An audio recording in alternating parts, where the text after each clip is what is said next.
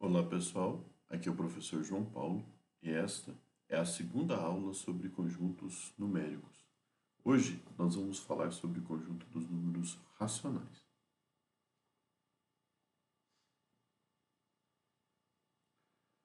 Os números racionais são os números comumente usados para medidas. Eles surgiram naturalmente da necessidade de se realizar medidas.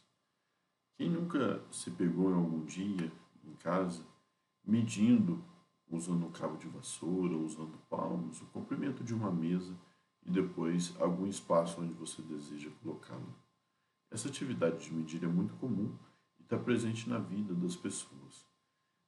Depois da necessidade da contagem, a necessidade da medida foi uma das primeiras necessidades do ser humano relacionadas ao uso da matemática. E a partir dela surge a ideia dos números racionais. Porque quando a gente mede uma mesa utilizando os palmos, por exemplo, essa mesa normalmente não vai ter 5, 6, 7 palmos exatos de comprimento. Normalmente ela tem 6 palmos e um pouquinho. 6 palmos e meio.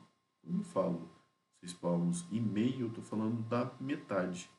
Já é a primeira ideia de fração.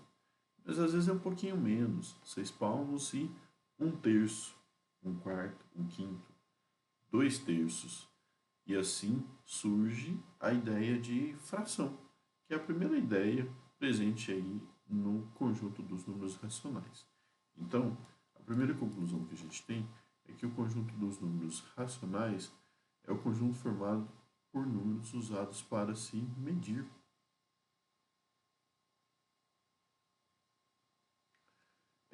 E esses números eles podem ser escritos como frações. Da fração surge aí a partir da necessidade da medida.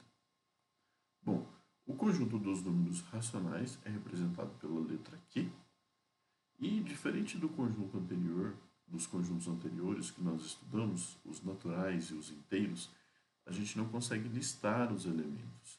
Isso porque, quando a gente pega o número 2, por exemplo, e pensa no seu sucessor, se eu estou no conjunto dos números naturais, o sucessor do 2 é o 3.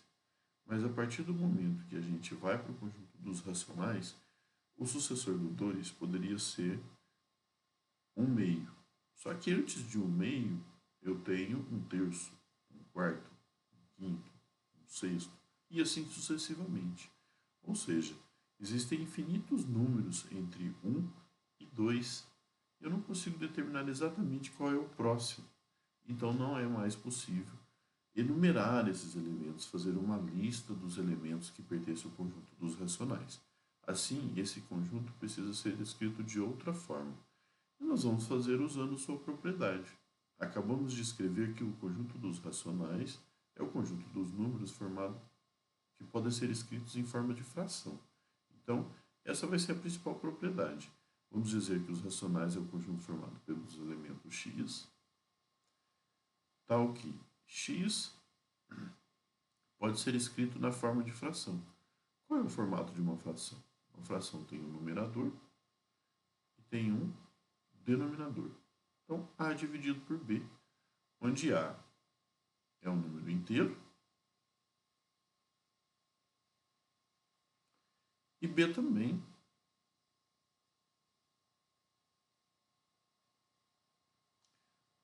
Com a diferença de que B não pode ser zero, já que nós não conseguimos fazer divisão por zero, não existe divisão por zero.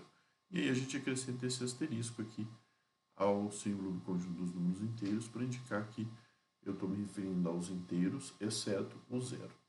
Bom, então essa é a definição. X tal que x igual a sobre b, a e b são inteiros e b é diferente de zero.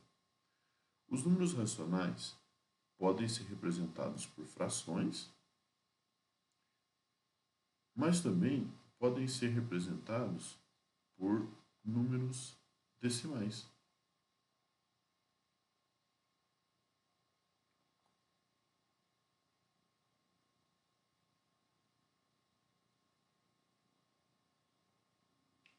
E aí, vamos a alguns exemplos.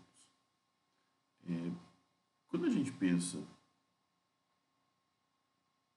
por exemplo, na fração 1/2,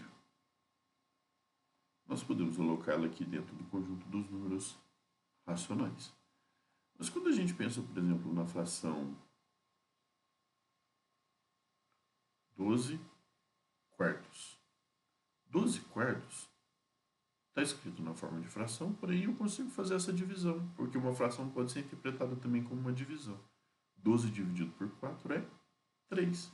Então quer dizer que o 3 é um número que pode ser escrito em forma de fração.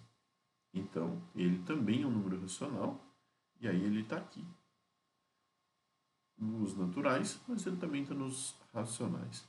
E aí, mesma coisa pode ser com números negativos, né? Por exemplo, a fração menos 15 30avos. 15. A gente, ao contrário, menos 30 15avos.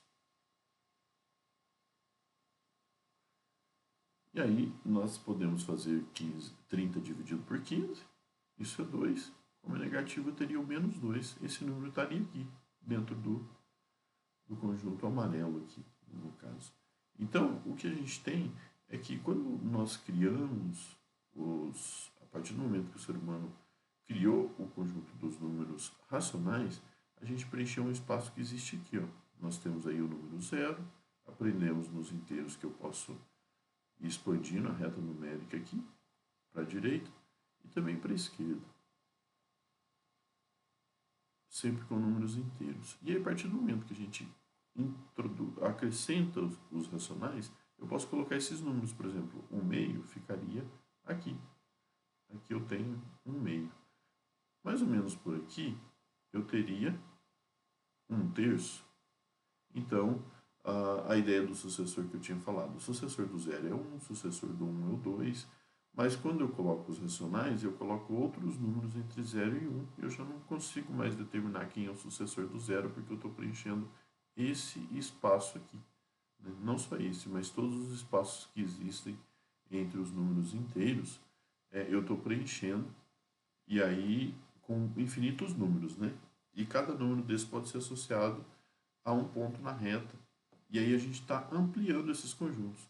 Então, nós começamos com os naturais, a gente ampliou para os inteiros. Então, todo número natural também é inteiro. E agora a gente está ampliando um pouquinho mais, acrescentando aqui os racionais. Todo número inteiro é um número racional. Nesse sentido, eu posso dizer que o conjunto dos números inteiros está contido no conjunto dos números racionais.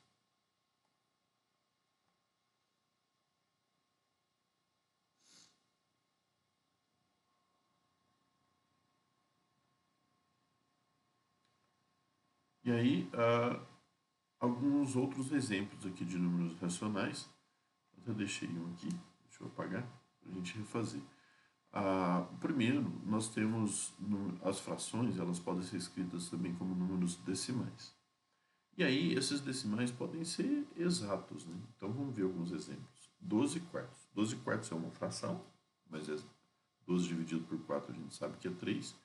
Então, a gente tem aqui que o número inteiro ele também pode ser escrito na forma de fração. Nós temos o 9/2.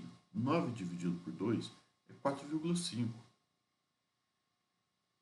É um decimal exato, mas nesse caso aqui ele não é um número inteiro, né? Então, 9/2 é um número racional, mas não é inteiro.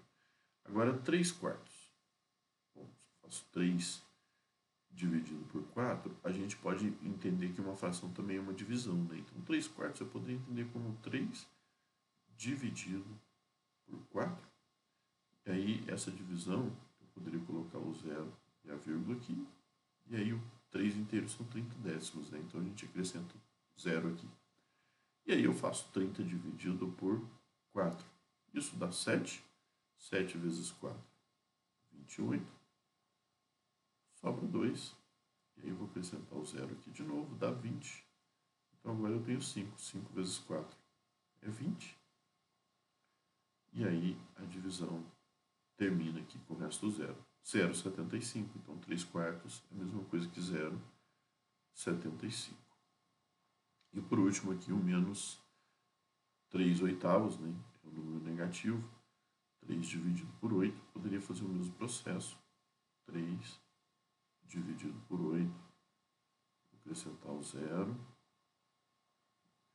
E aí vai dar 30. 30 dividido por 8. Vai dar 3. 8 vezes 3 é 24. Sobra 6. Vou acrescentar o 0.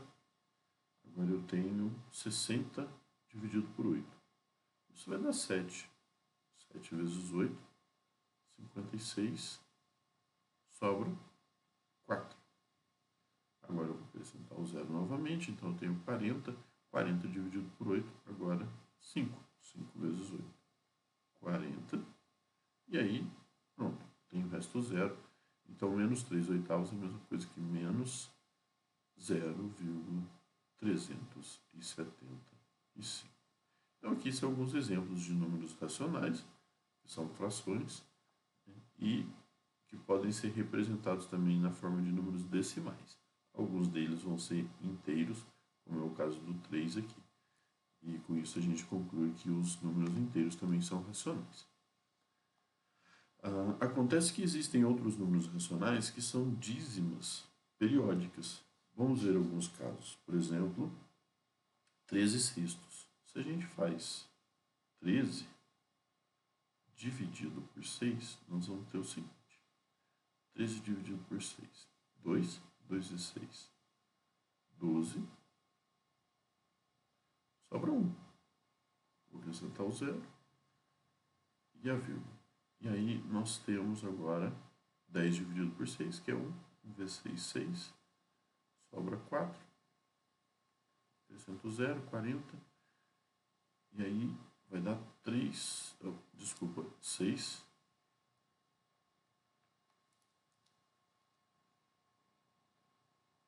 6 vezes 6, 36. Sobra 4. E aí, acrescento o 0, 40 de novo. Dá 6 de novo. 6 vezes 6, 36.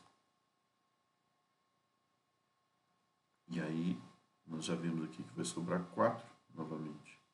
E aí você vai acrescentar o 0, vai ficar 40. E depois vai dar 6 de novo, e 6 de novo, e assim por diante. Essa divisão nunca tem fim. Isso é o que a gente chama de dízima periódica. Nós teríamos 2,16666, e aí reticências, porque isso aqui continua. Então, isso aqui seria uma dízima periódica.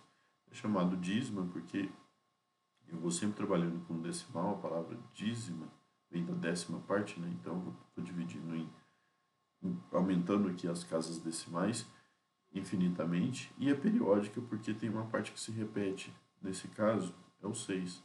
Então, o 6 é o período dessa dízima, né? Vai se repetindo infinitamente. Agora, vamos ver o 40 99 avos. Como seria 40 dividido por 99? O processo é o mesmo. 40 dividido por 99. Isso dá 0, eu vou ter que acrescentar um 0 aqui. E agora vai dar 4. 4 vezes 99 é 396. E aí, 400 dividido por 396 é 4. Então, 4 dividido por 99. Nós vamos acrescentar o 0 aqui. Isso dá 40. Mas 40 por 99 não dá. O 99 cabe 0 vezes no 40. Então, seria o 0 aqui. E aí eu posso acrescentar mais um 0, 400.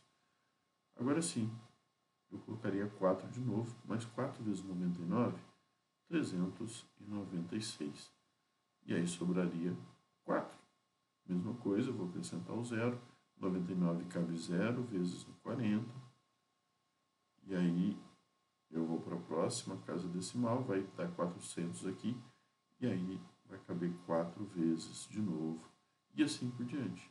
O próximo número vai ser 0, depois 4, depois 0. E assim infinitamente. Então, 40 99 avos é a mesma coisa que 0,40 40 e assim por diante. Agora, o período é o 40, porque esse número aqui é que está se repetindo. Bom, Bom, então essas são as dízimas periódicas, que também são números racionais, porque, como a gente está vendo, ela é oriunda de uma fração. Então, o 0,40, ele é a mesma coisa que a fração 40 sobre 99. Então, essa fração é que gera essa dízima periódica. Então, essa fração é chamada de fração geratriz. E aí, esse é o segundo tipo aqui de número racional, né? A gente viu os decimais exatos e as dízimas periódicas. E agora eu vou deixar uma pergunta, né? Aliás, antes da pergunta, vamos pensar um pouquinho em como representar esses números na reta numérica. Então, temos aqui alguns números decimais, números fracionários e decimais, né? E nós temos a reta numérica. Então, vamos fazer a localização desses números na reta numérica.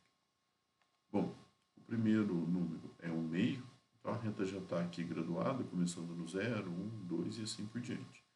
1/2 é a metade. Eu posso pensar nesse número fazendo essa divisão.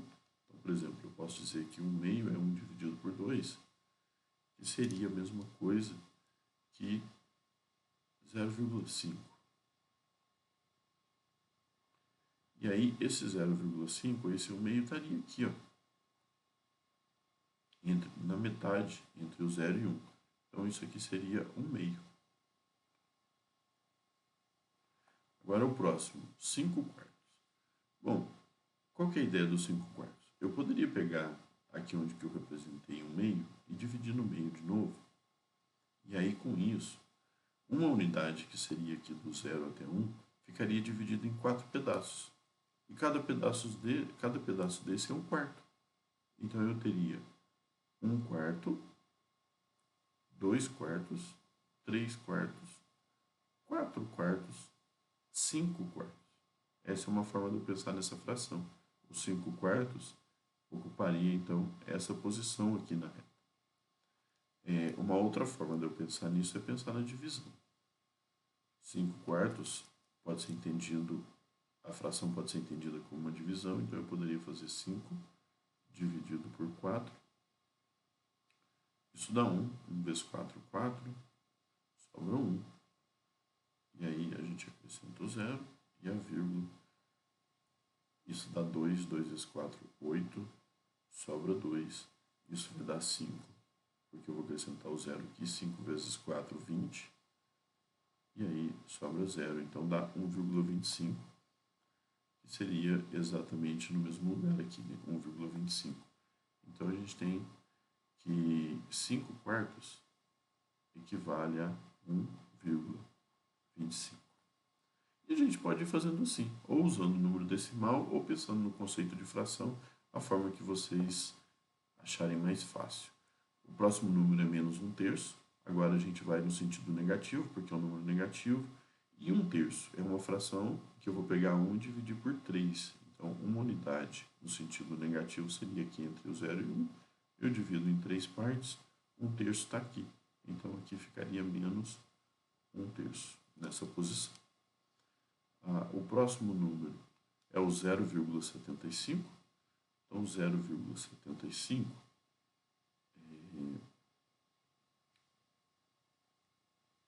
ficaria nessa posição aqui. Aqui eu tenho 0. Aqui seria metade, 0,5. Então, 0,75 ficaria aqui. Aqui nós temos 0,75. Depois nós temos 1,6. Então, a gente viria até 1. Se eu pego a metade aqui entre 1 e 2, aqui seria 1,5, 1,5, e 1,6 está um pouquinho depois. Então, mais ou menos aqui, nós temos 1,6. Vou representar aqui. 1,6 seria esse ponto aqui. Depois nós temos menos meio, então agora no sentido negativo. De novo, eu vou pegar essa região aqui entre o 0 e 1, só que agora eu quero a metade. Então, a metade fica mais ou menos por aqui. Aqui nós temos o menos meio. Menos meio. Aqui.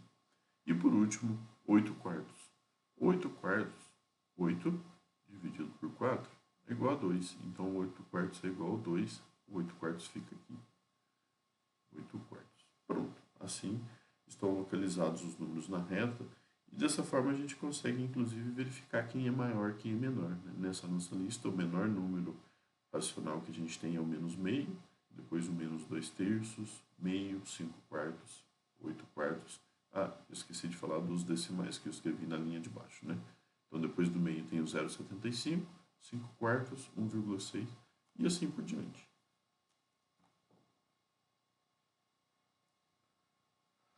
Bom, nós vamos falar agora um pouquinho sobre as frações geratrizes.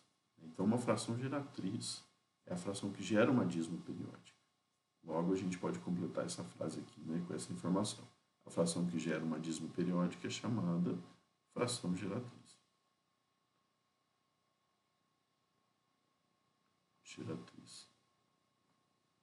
E aí temos um exemplo. 13/6 é a fração geratriz de 2,1666, pois 13/6 é igual a 2,1666 e assim por diante. Se a gente fizer essa divisão, a gente comprova isso, né? 13 dividido por 6. Uma coisa que eu queria mostrar para vocês é que uma outra forma de escrever 2,1,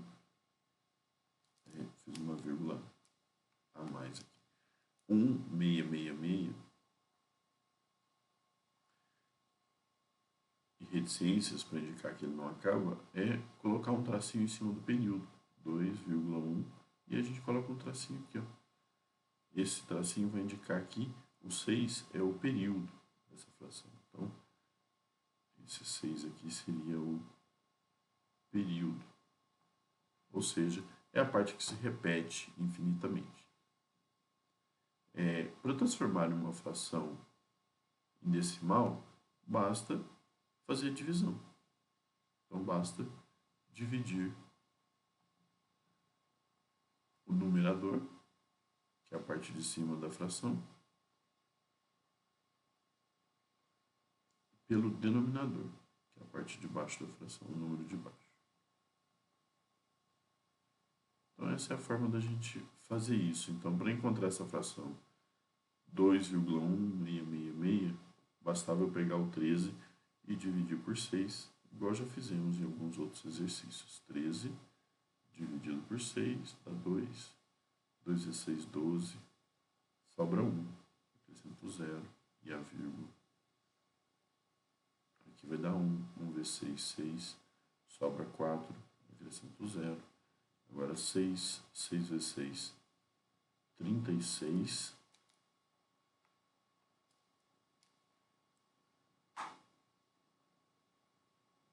Sobra 4. A gente acrescenta o 0, fica 40, então dá 6 de novo, 6 vezes 6, 36 e assim por diante. Isso aqui não tem fim.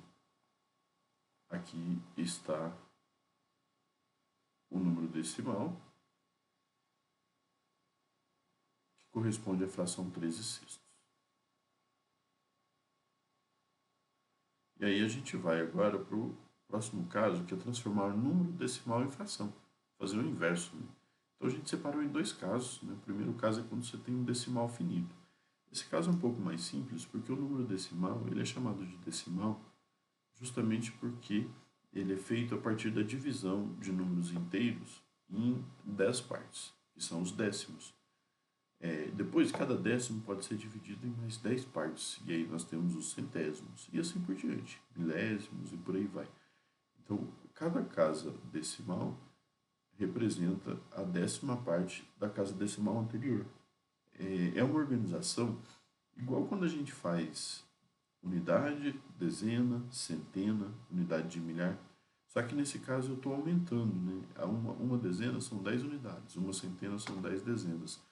E aí se a gente faz o processo inverso, uma centena, se eu dividir em 10 partes, eu tenho uma dezena. Uma dezena dividida em 10 partes, eu tenho uma unidade. E aí a gente não para na unidade, a gente continua esse processo. Uma unidade dividida em 10 partes me dá um décimo. Um décimo, se eu divido em 10 partes e pego uma parte, eu tenho um centésimo. Um centésimo em 10 partes forma para mim os milésimos, e assim por diante. E aí eu vou colocando casas decimais no sentido contrário, ou seja, depois da vírgula. Né? Então, o 0,5. 0,5 a gente fala no sentido coloquial, mas no sentido formal, o jeito correto de ler esse número não é 0,5, são 5 décimos. E 5 décimos eu posso escrever assim, na forma de fração. 5 décimos. Essa é a representação. E aí, depois que eu faço essa representação, eu posso simplificar.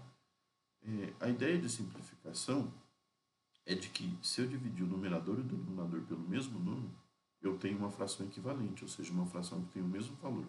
Nesse caso, eu poderia dividir por 5. 5 dividido por 5 é 1, e 10 dividido por 5 é 2. Então, 0,5 ou 5 décimos é a mesma coisa que 1 meio, e assim eu transformei esse número decimal em fração.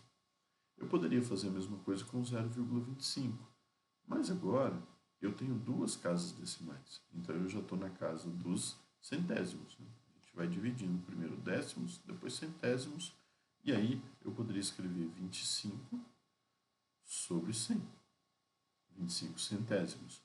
E, de novo, eu posso simplificar, mas agora eu vou simplificar dividindo por 25. 25 dividido por 25 é 1, e 100 dividido por 25 é 4.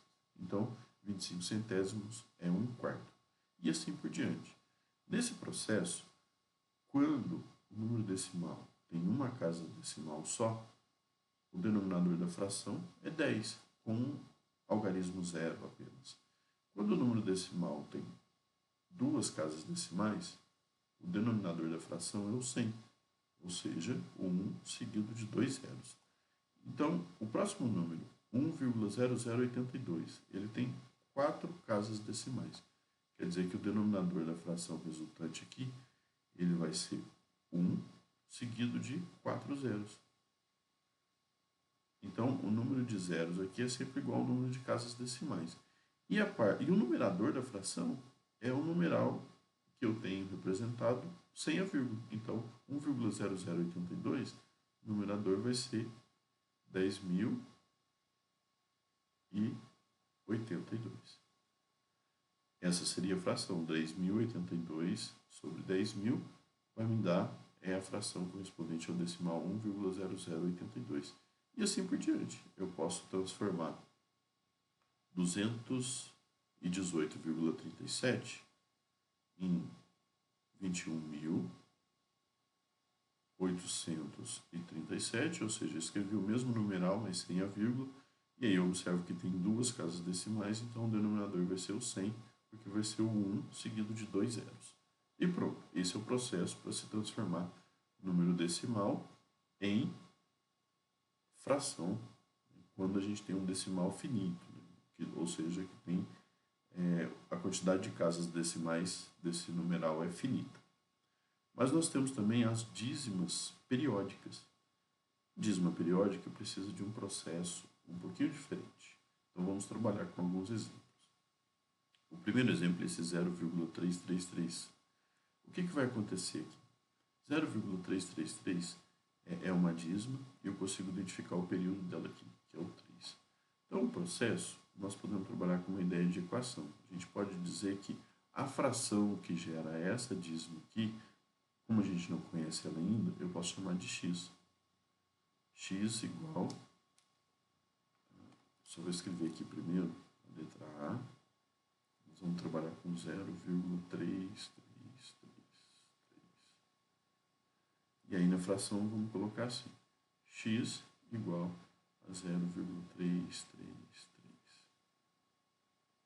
Vamos trabalhar com essa fração aqui. O que vai acontecer é o seguinte.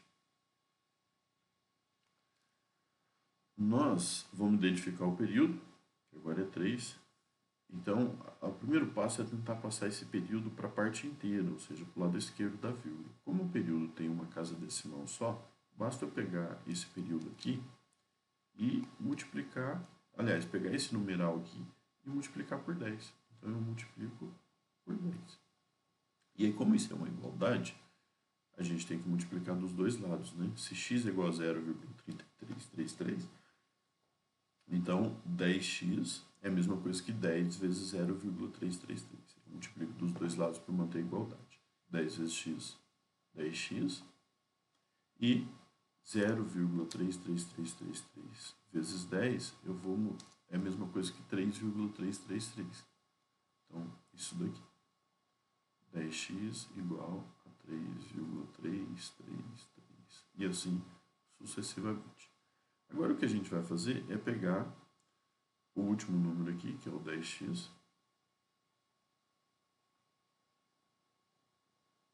a última equação, e subtrair da primeira.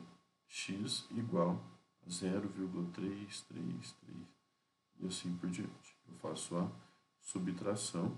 E aí, quando a gente faz essa subtração, olha só que interessante o que acontece. 3 menos 3, 0. 3 menos 3, 0. 3 menos 3, 0. Vírgula, 3 menos 0, 3.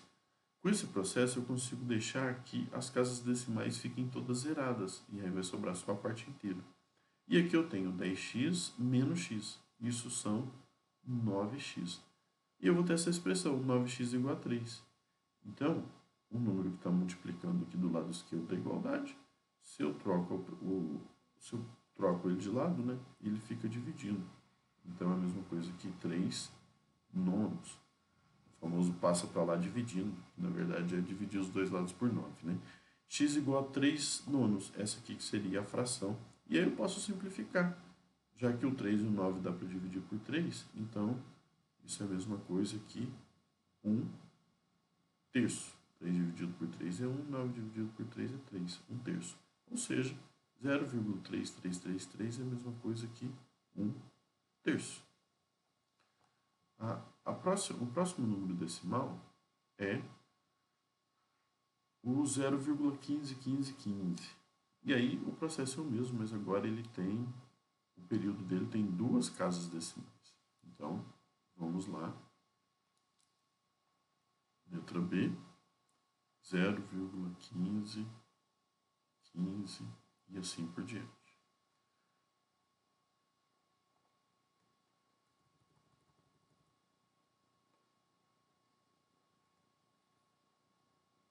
Mesma ideia, x igual a 0,15, 15, 15.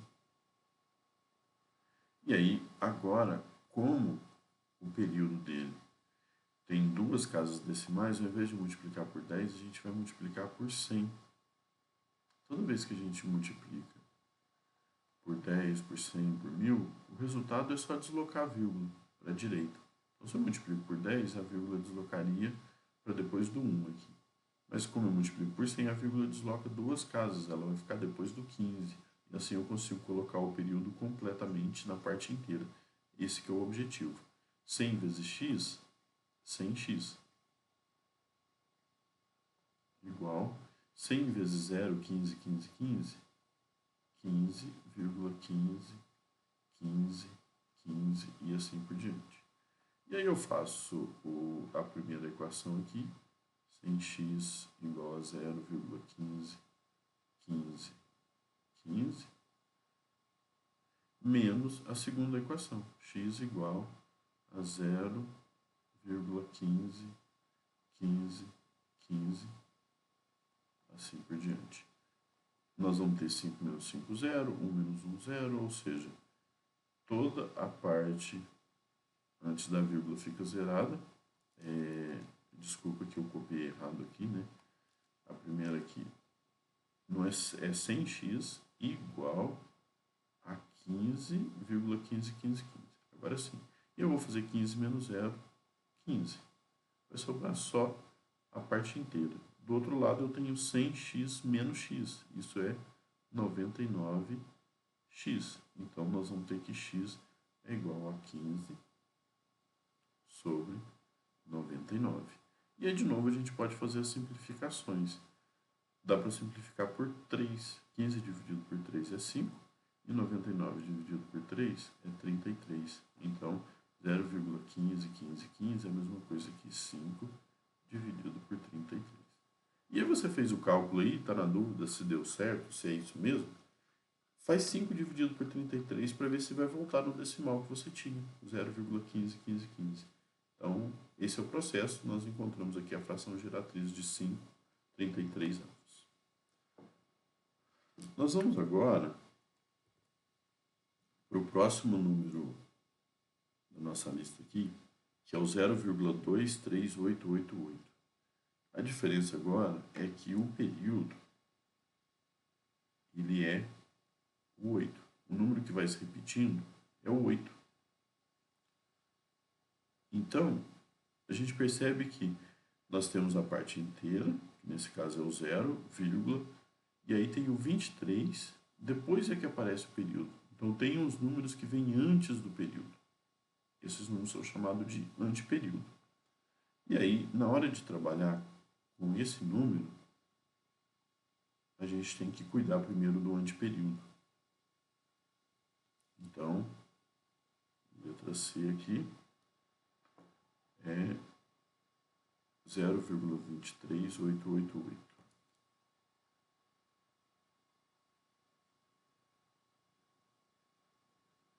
3 pontinhos. Eu vou escrever x igual a 0,23888, 3 pontinhos. E aí, antes de passar o período para a parte inteira, nós vamos passar o anteperíodo. A gente tem que cuidar primeiro aqui do anteperíodo. O anteperíodo tem 2 casas decimais, então eu tenho que multiplicar por 100. E aí vamos fazer isso. Multiplicando por 100, 100 vezes x, 100x igual, e aí 0,2388 vezes 100, a vírgula anda 2 casas, fica 23,8888. Repare que o resultado agora vai me dar um decimal que não tem mais anteperíodo. Depois da vírgula eu vou direto para o período, que nesse caso é o 8. O período tem um número decimal apenas. Então agora eu vou cuidar desse período aqui, mas como ele tem só uma casa decimal, ele tem só um algarismo, então eu multiplico por 10, que vai ser o suficiente. A vírgula vai deslocar uma casa, e aí nós vamos ter 100x igual a 23... desculpa, esqueci de fazer a multiplicação aqui, né? 100x vezes 10 dá 1000x igual 23,888 vezes 10, 238,888.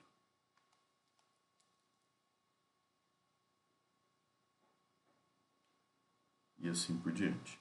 Então, agora a gente pega a última equação aqui, que é 1000x igual a 23, 238,888. E a penúltima, que é 100x igual a 23,888. E a gente faz a subtração. Novamente, 8 menos 8, 0, 8 menos 8, 0, 8 menos 8, 0. Nós vamos zerar a parte decimal, sobra só a parte inteira. 8 menos 3, 5. 3 menos 2, 1. 2 menos 0, 2. 215. Igual 1000x menos 100x, 900x. Então, x é igual a 215 dividido por 900. De novo, dá para simplificar, agora dá para dividir por 5. 215 dividido por 5 é 43. E 900 dividido por 5 é 180. Seria isso daqui. Então, 43, 180 avos seria a fração geratriz dessa dízima. Então, isso aqui é a mesma coisa que 43, 180 avos. E aí nós encontramos a fração geratriz aqui da letra C. Na letra D, o processo é o mesmo, só que a parte inteira vai ter o algarismo 2. Não é zero. Mas o resto do processo é o mesmo, porque a gente vai se preocupar com a parte decimal. E aí o número é 631, então o período é 631, a parte que está se repetindo. Não tem anteperíodo. Então a gente multiplica por 1000, porque o 631 tem 3 casas decimais, e depois faz o processo, né? Agora, A letra E também tem parte inteira, que é o 12, mas depois do 12 nós temos o 2, que é o antiperíodo, e depois o período, que é o 5, 5, 5, 5, o 5. O período é o 5, a parte que se repete. Então, nesse caso aqui, nós teríamos que trabalhar primeiro com o antiperíodo, que é o 2, multiplicando por 10, e depois pega o resultado e multiplica por 10 de novo, porque o período é o 5, tem uma casa decimal. E aí faz a subtração das duas últimas equações e resolve a equação para encontrar ali a fração geratriz. Então, esse que seria o processo para se encontrar frações geratrizes aí de uma dízima periódica. E aí, vou deixar como tarefa para vocês fazer a letra D e letra E, e só queria deixar uma reflexão final, né? Que seria essa daqui.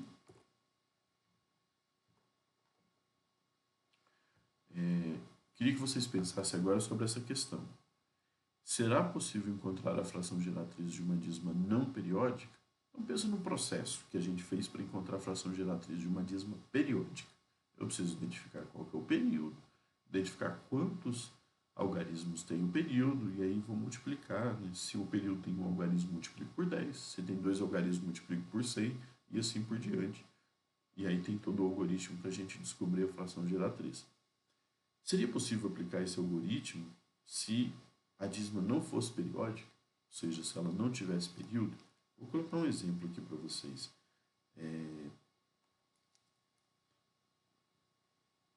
35,83012054008 e assim por diante.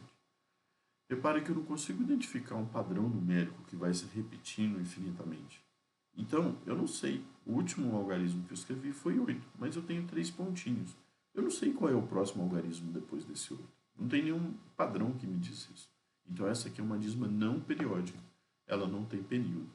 E aí a pergunta é essa. Será que é possível encontrar a fração geratriz para esse tipo de dízima? Então, essa pergunta a gente vai responder junto na próxima aula. Por enquanto é só. Obrigado, pessoal.